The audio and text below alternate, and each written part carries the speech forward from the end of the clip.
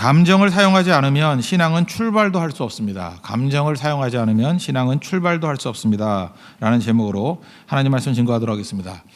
오늘 이 내용은요, 하나님의 사람이, 말씀의 사람이 되어가는 과정을 보여주고 있습니다.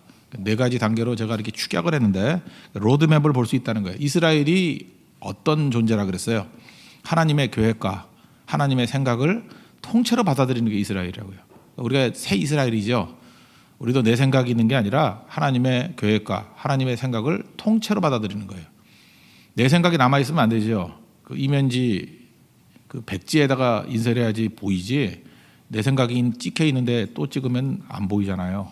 그래서 백지 상태에서 하나님 생각을 통째로 받아들이는 그 과정, 그것을 오늘 우리에게 보여주고 있다는 것입니다. 약간은 이제 말장난일 수도 있는데 네 가지로 요약한다 그러면, 첫 번째, 우리 주변에 이렇게 사건들이 벌어져요. 작은 사건들에 감정적으로 크게 반응하라는 거예요. 사건. 그래서 두 번째 중요한 거는 이제 이 사건들이 이제 쌓여가지고 이제 중심의 마음의 어떤 시스템을 만들어야 돼요. 그게 이제 사상. 그래서 하나님 말씀 중심적인 게 우리 사상이 돼야 돼요. 사상. 그러면 여기까지 머리죠. 그러면 세 번째 단계에서는 이것이 우리의 삶에서, 여긴 발걸음이라고 되어 있는데 발걸음은 무조건 행동입니다. 그죠? 행동. 다시 말해서 삶으로 정착이 되어야 됩니다. 또 마지막에는 주변에 있는 말씀대로 살지 못하는 백성들이 넘어지고 있지 않습니까? 그들을 건지고자 하는 사명자로 서야 된다. 눈물을 가지고 나아가는 사명자가 되어야 된다. 그래서 네 단계예요. 신앙 생활의 네 단계. 사건에서 사상으로, 사상에서 삶으로, 삶에서 사명으로. 오늘 이 본문에서 이 네 가지를 쭉 보여주고 있습니다. 이런 틀을 가지고 한번 접근하는 시간 되었으면 좋겠습니다. 첫 번째는 사건인데, 작은 사건들에 대해서 감정적으로 이렇게 놀라워하라는 거예요. 사건에 대해서 크게 반응하라는 것입니다. 감정이 중요하다는 거죠. 129절, 130절 보시면, 주의 증거들은 놀라움으로 내 영혼이 이를 지키나이다. 주의 말씀을 열면 빛이 비쳐 우둔한 사람들을 깨닫게 하나이다. 여기 놀라움으로 할 때 이 단어는요, 홍해 사건에서 쓰인 단어예요. 출애굽기 15장에 보면 홍해를 건너고 난 다음에 노래 막 부르잖아요. 그죠? 와, 대단하다 할 때 11절에 하반절에 기이한 일을 행하는 자가 누구니까 할 때 그 기이하다 할 때 놀라다 똑같은 단어예요. 그러니까 하나님께서 우리의 삶 가운데 홍해가 갈라지는 이런 기적들을 보여주시죠. 애국 군대를 물에 수장시키는 기적을 보여주시죠. 이 똑같은 내용이 시편 78편 12절에 또 나오거든요. 기이한 일을 그들의 조상들의 목전에서 행하셨으며, 이 똑같은 단어예요. 홍해 사건을 얘기하는 거라고요. 하나님께서 우리의 삶 가운데 이렇게 기적적 일을 보여줬을 때 우리가 놀랐다라는 거예요. 놀랍다. 그래서 이게 놀랐다라는 거는 그런 의미에서 이게 무슨 뜻이에요? 하나님이 하신 일에 대해서 놀랐다는 거예요. 이건 인간의 일에 놀란 게 아니고 하나님이 하신 일에 대해서 놀랐다.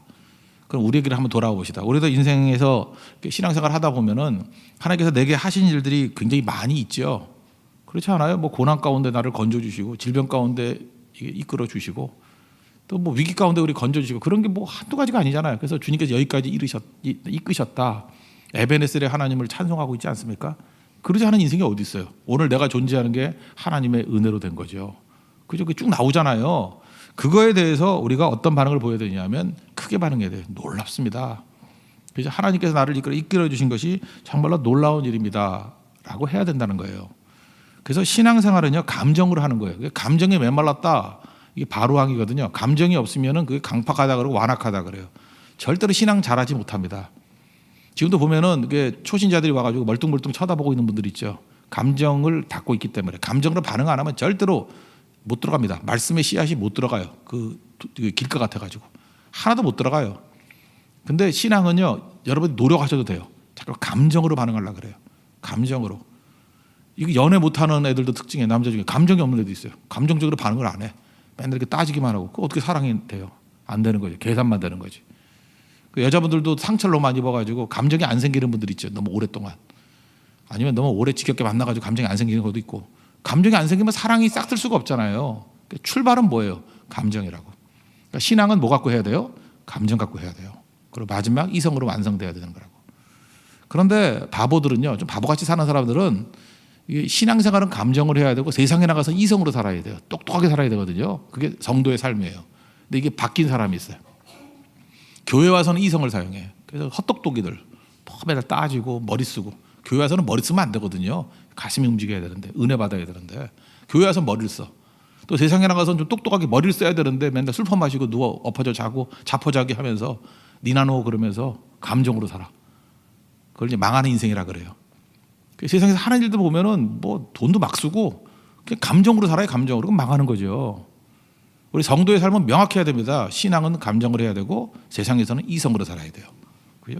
이게 물론 마지막에 가서는 이게 완성이 되겠죠.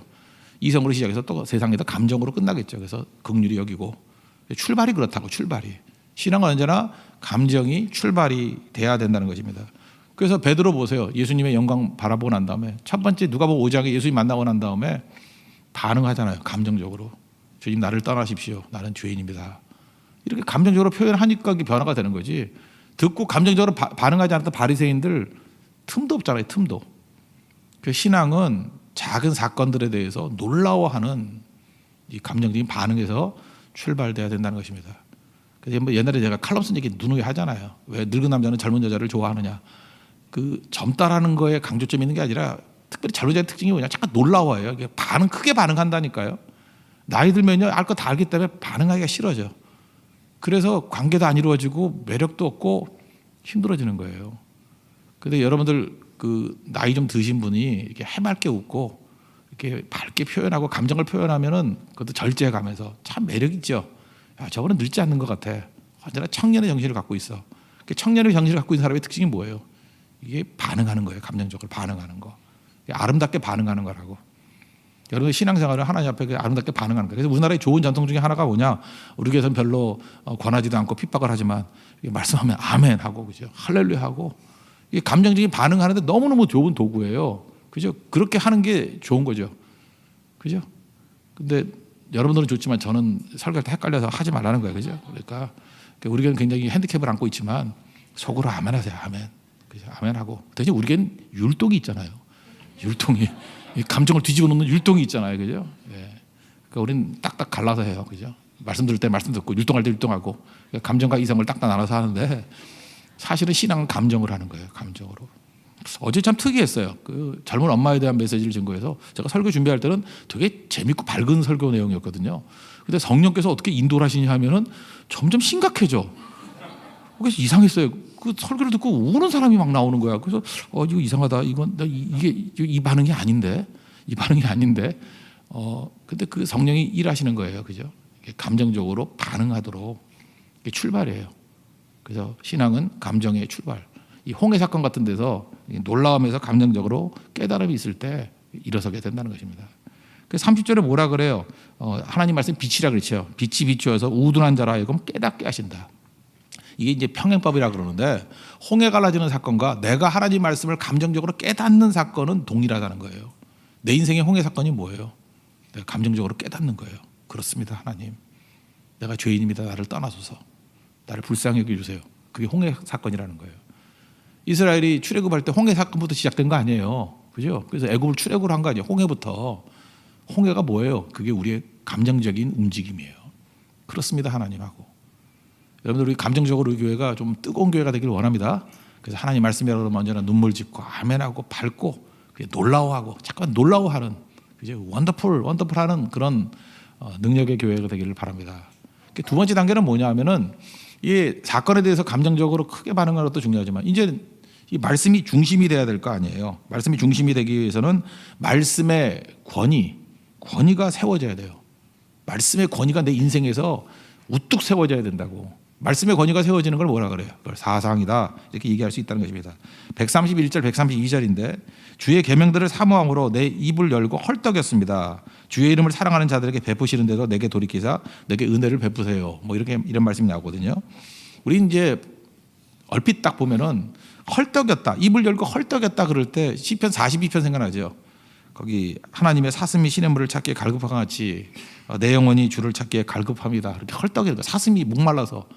근데 그 뜻 아니에요. 이게 그 단어가 아니에요. 여기서 헐떡였다라고 하는 단어는요. 이사야서 42장에 나오는 단어예요. 14절. 이게 산모가 애 날라 그럴 때 이게 헐떡이는 거예요. 그게 신음에 가까운 거죠. 그 단어예요. 그 단어. 이사야 42장 14절을 보면요, 내가 오랫동안 조용하고 잠잠하고 참았으나 내가 해산하는 여인같이 부르짖으니 숨이 차서 심히 헐떡일 것이라. 이때의 헐떡임이에요. 이건 제가 뭐 경험을 못 해봤으니까 모르겠어요. 그죠? 애 낳을 때 뭐 힘든가 보죠. 이렇게 막 힘들겠죠. 예, 뭐 그런가 봐요. 근데 이건 여자분들이 또 훨씬 더 잘하실 것 같네요. 그죠? 해산하는 여자가 이렇게 안타까워가지고 헐떡이듯이, 그죠? 하나님 말씀이 내 마음의 중심에 권위를 갖고 오기를 원합니다 하는 그런 사모하는 마음이에요. 내 인생이 말씀으로 이렇게 재편되기를 원합니다 하는 그 여인의 마음. 애를 낳고 나에 소망이 있잖아요. 고통스럽지만 소망이 있는 거죠. 그래서 왜 나는 말씀의 권위대로 못 살까 하는 그런 고통스러우면서도 그 소망 갖는 그런 모습. 그래서 첫 번째 단계가 놀라고 감탄하는 거라 그러면 이것은 권위가, 말씀이 내 인생의 권위로서 세워지기를 원합니다. 다시 말해서 뭐예요? 사상이 되기를 원합니다. 그 내용이라는 것입니다. 여러분, 그 말씀의 권위는 어떻게 세워지죠? 사건들이 모여서 사상이 되는 거예요. 이게 크레딧하고 비슷한 건데, 신용이요, 신용. 그 신용이라는 게 어떻게 세워집니까? 예를 들어서 여러분들 뭐 한 1억 정도를 갖다가 은행에 한꺼번에 팍 집어넣었다 빼면은 신용이 생기나요? 그건 안 되죠. 1억을 한 번 넣었다가 뺐다고 신용이 생기는 건 아니에요. 신용은 뭐 5년, 뭐 10년 이렇게 꾸준하게 한 번도 뭐 내야 될 거 안 낸 적 없고, 그죠? 이렇게 연체 안 되고 이렇게 쭉 돼야지 신용이 쌓이는 거죠. 크레딧이 쌓이는 거 아니에요? 여기서 사상이 된다는 건 뭐냐 하면 작은 사건들이 축적이 되는 거예요. 이거 이제 우리식으로 표현한다면 시간의 테스트를 받는 거예요. 시간의 테스트를 받아가지고 작은 순종. 그래서 큰 한 번의 순종을 가지고는 크레딧이 생기지 않습니다. 그러니까 매일매일 크레딧이 생기는 거죠. 그래서 예를 들어서 우리 가끔하다 발작적인 믿음을 갖고 있는 애들 있잖아요. 맨날 그 새벽기도 나와서 앞자리 앉고 막 이러면 모자 쓰고 앉고, 그럼 되게 이제 처음 보면 이제 사상상 되게 믿음이 좋아 보이잖아. 그죠? 뒤에서 모자 쓴 형제가 누구냐 막 그러더라고. 관심 갖고 여자들이 믿음이 되게 좋아 보인다고. 속으면 큰일 나죠. 예. 제 새벽기도 나온 지 얼마 안 됐어요. 얼마 안 되고 그 전에는 나오지도 않고 막 그랬어요. 그죠? 이제 이해가 되시죠? 팍 와닿죠. 얘가 크레딧이 생기려 그러면 10년이 지나도 저 자리에 앉아 있어야 돼요. 코스형 기르고 앉아가지고 계속 기도하면, 아하, 이게 말씀의 권위가 세워졌구나. 미안합니다. 10년이니까 너무 지겹죠. 10년 아니고 한 2년만 해도, 1년만 해도 믿어줄게요. 예. 근데 이게 안 되는 사람은 어때요? 뭐 그냥 사건에만 반응하는 거야, 사건에만. 그래서 무슨 조금 시험만 오고 어려움이 있으면은 업앤다운 맨날 되고, 보였다 안 보였다, 보였다 안 보였다, 삐졌다 뜨거웠다, 삐졌다 뜨거웠다, 열탕 같다 냉탕 같다. 그럴 때 그냥 놔두세요. 아직 멀었다 그러고 아직 놔두라고요. 그거는 지금 감정으로만 있는 거예요. 그 말씀의 권위가 사상으로 뿌리를 내리지 못한 것입니다. 그러니까 아직 이 틀이 안 잡힌 거죠. 이렇게 말씀이 권위가 틀이 딱 잡히면은요, 이게 사막에서 물 많이 줬을 땐 자라다가 물 없으면 시들고 하는 게 아니고 시냇가에 심은 나무같이 되는 거예요. 파이프가 열린 거예요. 파이프가. 시편 1편 같으면 시냇가에 심은 나무가 시절을 쫓아 과실을 맺는 것 같이, 그렇죠? 꾸준하게 이게 파이프예요. 길이에요. 그래서 그런 사람들에게는, 그래서 그 다음에 나오잖아요. 32절에 주의 이름을 사랑하는 자들에게 베푸시는 대로 내게 돌이키사 은혜를 베푸소서. 은혜가 막 흘러오는 거예요. 우리 교회에 선교를 예를 한번 든다 그러면, 선교 처음 갔을 때 이거 뭐 준비도 안 된 사람들 데리고 갔어요. 그러다 보니까 잘 될 때 있고 안 될 때 있고, 어떤 선교는 뭐 크게 은혜를 받고, 어떤 선교는 망쳐가지고 다 싸우다가 오고, 뭐 어떤 선교는 굉장히 기도하다 오다가 어떤 선교는 와가지고 뒷말만 만들다가 교회 분란 일으키고, 막 이런 일이 벌어지는 거예요. 왜 그래요? 그게 말씀의 권위가 이렇게 사상으로 뿌리를 못 내려놓으니까 초보기 때문에 그래요. 초보. 그런 과정을 겪어야 돼요. 그러다가 이제는 철저히 가면은 우리 하나님의 복음만을 생각하잖아요. 가서 뭐 지난 네팔 선교부터 그런 얘기까지 했다고. 연애도 하지 말라고, 그죠? 돌아와서 하더라도 하여튼 거기서는 오직 예수 그리스도의 피 묻은 십자가의 복음 증거하는 데만 집중하고, 딴 때는 절대 마음 들이지 말자고. 그러니까 뭐 절제하면서 이렇게 생활하고 말씀 증거하고 말도 조심하고, 그러다 보니까 조용하잖아요. 그리고 그냥 매번 선교마다 일정한 열매가 거두어지게 되죠. 이제는 시간은 우리 편이에요. 그냥 하면 할수록 열매가 거두어지고 변화가 나타나요.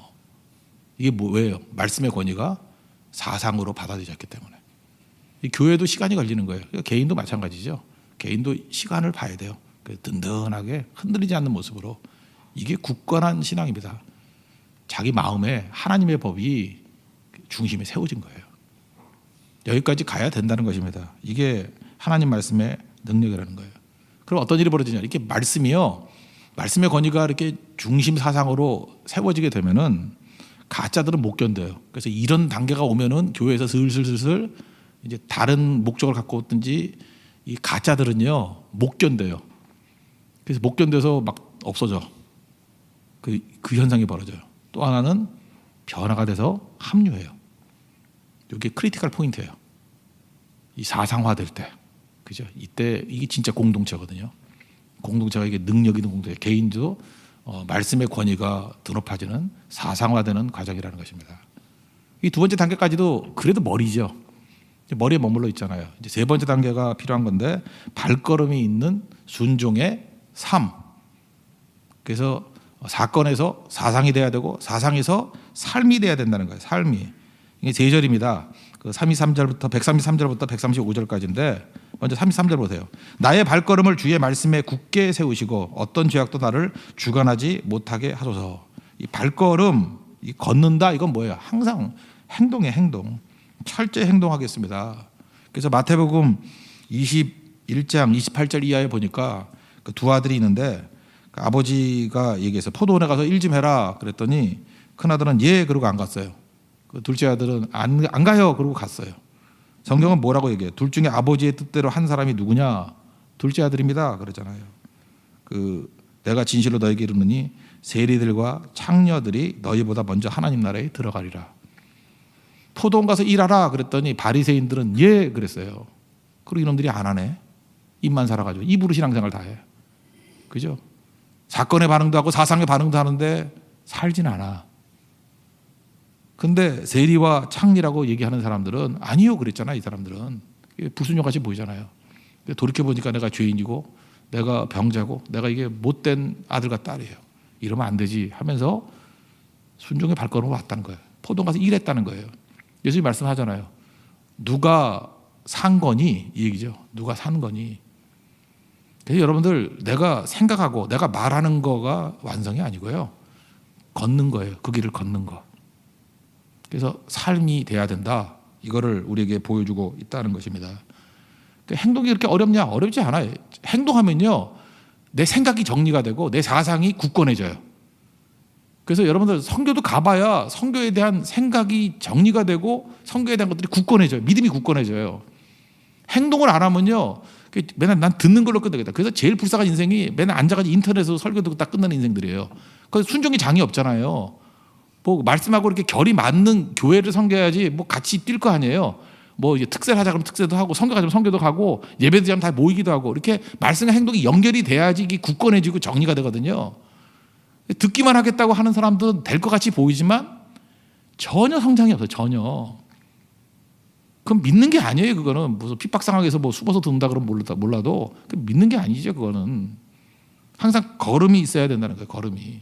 그래서 여러분들 이게 무조건 해보는 걸 훈련해야 돼요. 해보는 거예요. 행동이 중요한 거예요. 행동이 얼마나 중요한 건데요. 제가 이게 부동산 얘기를 하는 건 아니지만 한번 생각을 해봐요. 2001년도인가 그때 우리 공덕동에 사는데 그때 한 45평인가 40평인가 그 아파트 싸게 사면 2억 1,000이면 샀어요. 2억 1,000만 원. 그리고 조금 뭐 비싸게 사야 2억 4천만 원이었어. 그러니까 되게 쌌죠. 지금 가치로 치면 지금 여기 전세비하고 비슷하잖아. 그죠? 그랬다고. 그랬는데 행동을 안 하는 사람은 맨날 뭘 묻냐 하면은요. 언제 사야 싸요? 그래요. 언제 사야 싸요? 그러니까 사는 시점을 얘기하는 거야. 그러니까 언제 사야 싸요? 그러는 사람은 안 해요. 절대 행동을 할 리가 없죠. 왜냐하면 내일이 더 쌀 것 같이 느껴지니까 느낌이. 다음 달이 쌀 것 같이 느껴지니까. 자, 하나 예를 드는 거예요 지금. 그래서 행동을 안 해. 그럼 맨날 분석만 하다가 끝나요. 근데 이제 행동파, 생각은 별로 없는 사람이 분석도 못했어. 그래서 아주 바보 같은 녀석이라서 2억 1,000만 원이면 살 수 있는 걸 바가지 써가지고 2억 4천만 원을 주고 샀어. 그래서 주변 사람이 막 조롱을 당하는 거야. 에이 바보, 3천만 원이나 더 주고 그걸 사냐? 그래서 샀어요. 지금 제가 보니까 뭐 최고 한 9억에서 10억 가는 것 같아. 지금 3천만 원은 의미가 있어요, 없어요? 죄송합니다. 있어요. 있는데 큰 의미는 없어. 지금 가치를 볼 때는. 문제는 뭐예요? 행동한 사람이에요. 그래서 언제나 이기는 사람 행동하는 사람이야. 그냥 비싸든 싸든 그때 얘기지. 지나놓고 보면 어차피 없어질 돈이고 다 그래요. 그래서 행동하는 거예요. 행동하는 거. 선교도 마찬가지예요. 선교에서 이렇게 행동한 사람만 남는 거예요. 맨날 해야지 하는 사람들은 나중에 가서 못할 상황이 와요. 그러면 나중에 후회만 해. 아, 그때 할 걸. 그죠? 쌀 때 할 걸. 쉬울 때 할 걸. 되게 그런 생각이 이제 병상에 누워가지고 그죠? 팔도 안 올라가고 50견으로 안 올라가고 다리 관절적으로 걷지도 못할 때 그런 생각을 하죠. 아, 그 지겨운 그 안타까운 얘기를 맨날 봐야 되니 목사가 얼마나 힘들겠어요. 그게 훤히 보이는데. 보이거든요. 그게 워낙 샘플 넘버가 크니까. 그게 훤히 보이는데 그거 반복하는 게 어리석은 인생이에요. 행동하십시오. 삶이에요. 삶. 그죠? 오늘 성경은 걸음이 있는 인생이 되어야 된다는 거예요. 하나님께서 그렇게 말씀을 주시고 그렇게 많은 걸 깨우쳐 주셨는데 왜 순종을 안 해요? 살면 되는 건데. 살면은 정리가 되고요. 살면은 믿음이 굳건해져요. 살지 않으면 이게 다 가짜예요. 나중에 시간 지나면 뭐 긴가민가하고 다 없어져 버리고 여러분 기억력 오래 안 가요. 다 없어져 버리고 기억도요. 산 것만 기억이 나요. 살았던 거. 우리 머리 너무 믿지 말아요. 그죠? 이게 아무것도 아니에요. 여러분들 머리 좋아 보이죠? 그렇지 않아요. 어떤 사람 내가 두 사람 얘기하는 거 들어봤어. 그랬더니 둘이 극장 간 얘기야. 영화 본 얘기인데 한 사람이 그러더라고. 내가 영화를 언제 갔는지 안 갔는지 모르겠다. 기억력이 없는 거예요. 어떤 사람이 가가지고 막 놀렸어요. 그것도 기억 못하냐고. 근데 그 사람이 또 그러더래요. 한참 보다가 이거 봤던 영화인데 자기가 봤던 영화도 몰라요. 봤던 영화도. 그죠? 다 그래요. 기억력이. 그래서 그냥 오락가락 하는 거예요. 그 다음에 뭐 내용 다 잊어버리고. 그래서 그 중년의 남자 3명이 얘기하는 걸 보니까 내가 웃겨서 근데 웃길 것도 아니야. 나도 그럴 것 같아. 그죠? 한 사람이 기억력 없다고 욕하고, 그죠? 나 앞부분밖에 기억 못한다 그러는데 제일 많이 욕하던 사람이 봤던 거래. 봤던 거조차도 기억을 못하는 거야. 그 사람이 제일 심각한 치매야. 그죠? 어디서 많이 봤던 거래. 우리가 다 그렇게 돼요. 기억력은 다 사라져요. 근데 살았던 건 절대로 안 잊어버려요. 살았던 거는. 그래서 삶이 중요하다. 그래서 행동하는 거예요. 여기서 묵상이라는 말, 읊조린다는 묵상이 메디테이션이야. 영어로 메디테이션. 거기 어원이 같은 게 약이라고 하는 의약품이라는 메디신이에요. 그러면 어원이 똑같으니까 묵상하고 똑같은 거죠. 그 약은 그냥 갖고 있으면 낫나요? 이게 비타민 C 들고 다니면 나요? 이건 약도 아니지. 뭐 무슨 약이라 그럴까? 하여튼 어떤 약 먹어야 낫죠? 그 말씀도 먹고 순종해야 낫는 거예요. 행동이 있어야죠. 그러지 않으면 아무것도 아니라는 것입니다. 하나님 앞에 이런 순종의 종들 되기를 바랍니다. 그래서 마지막 내용 4번째로 그냥 뛰어넘어 갑시다. 4번째. 눈물의 사명이 있어야 되죠. 136절. 그들이 주의 법을 지키지 아니함으로 내 눈물이 시냇물같이 흐르나이다. 여기서 사명이 나오는 거예요. 이 하나님 말씀을 들고 이렇게 눈물이 시냇물같이 흐르는 이유가 뭐예요? 다른 사람들이 말씀을 지키지 않아서. 이건 뭐죠? 우리가 말씀을 잘 지키면요. 이게 사람들에게 정죄할 가능성이 커요. 넌 그것도 못해. 그런데 그런 게 아니죠. 우리가 비판을 한다는 건 뭐죠? 비판은 내가 하나님이 되었다는 거예요. 비판하면 안 돼요. 비판은 하나님이 하시는 거잖아요. 이걸 영적 교만이라 그런다고. 그러니까 새벽기도 많이 나오시는 분들이 새벽기도 안 나온 사람 막 비판해가지고 그거 아니죠. 안타까워요. 왜 이 좋은 걸 저 사람 안 할까? 우리 가족부터. 그래서 비판은 누가 해야 되냐면 눈물 흘리는 사람이 하는 거예요. 사랑이 있어야 비판 이게 바른 말을 할 수 있는 거죠. 그래서 여기는 지금 이게 정죄하는 마음이 아니고요. 하나님 말씀이 이렇게 좋은데 이게 작은 사건에서 사상이 되고 삶이 된 사람이 이렇게 하나님 말씀이 능력이 있는데 왜 말씀을 버릴까? 내 사랑하는 사람들이. 그래서 눈물이 시냇물같이 흐른다는 거예요. 그 사람들이 증거할 때 이게 복음이 전달이 되는 거예요. 눈물과 함께. 그래서 교회는요. 성숙한 사람들은 언제나 눈물이 있는 거예요. 그리고 성숙이 뭐냐면 시간이 가면 갈수록 점점 부드러워지게 된다는 것입니다. 왜요? 눈물이니까. 사실 말보다 더 많이 가는 게 눈물이죠. 다른 사람을 대해서 울라. 예수님도 예루살렘을 향해서 울었죠. 그리고 누가복음 23장에 보니까 그 갈릴리부터 여자분들이 많이 따라왔어요. 울면서. 그랬더니 예수님이 27절에 23장 27절에 이렇게 얘기해요. 가슴을 치며 슬피 우는 여자의 큰 무리를 향해서 이렇게 말씀하십니다. 예루살렘의 딸들아 나를 위하여 울지 말고 너희와 너희 자녀를 위해서 울라. 그게 주님의 음성이었다는 것입니다. 눈물은 딱딱한 모든 것을 녹아내리게 만드는 힘이 있다는 거예요. 그래서 우리가 사명 감당할 때 완전히 눈물을 가지고 사명 감당할 수 있는 우리 하나님의 거룩한 종 되기를 바랍니다. 정리하면 신앙생활의 4단계. 첫 번째는 사건에 대해서 감정적으로 크게 반응하라는 거예요. 이게 은혜 받는 거예요. 그다음에 이것이 말씀의 권위가 세워지는 사상이 되라는 거예요. 여기까지 생각이죠. 그다음에는 걸어야 됩니다. 삶이 있어야 된다는 거예요. 그리고 우리 주변에 있는 많은 사람들을 향해서 눈물과 함께 나아가는 사명자 되는 우리 은혜의 종들 되기를 축원합니다. 이거 하면서 사는 게 성도의 삶이에요. 그리고 천국 가는 겁니다. 하나님 앞에서 착하고 충성된 종이라고 인정받는 믿음의 종 되기를 바랍니다. 자리에서 일어나겠습니다. 240장 우리 다시 한번 찬양합시다. 주가 맡긴 모든 역사. 이거 하라고 우리 부르신 겁니다. 240장